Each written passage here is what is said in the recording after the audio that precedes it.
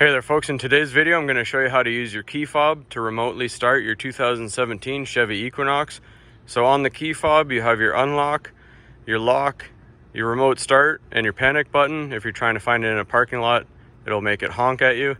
And then you got your silver button to extract your key to start the ignition. So to remotely start it, you're going to hit your lock button till the hazard light flashes once, and then your remote start button, hold it down right after that, and you'll see the light flash again on your hazard light and it'll start.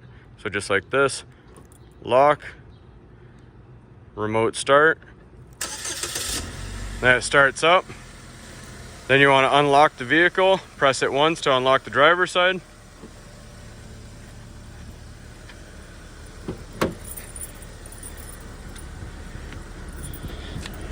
Then you get in the vehicle, press the silver button to extract your key, put it in the ignition, click it twice like that, and then you're good to go. That's all there is to it, folks. Nice and easy. Hopefully you found this helpful, and please like and subscribe.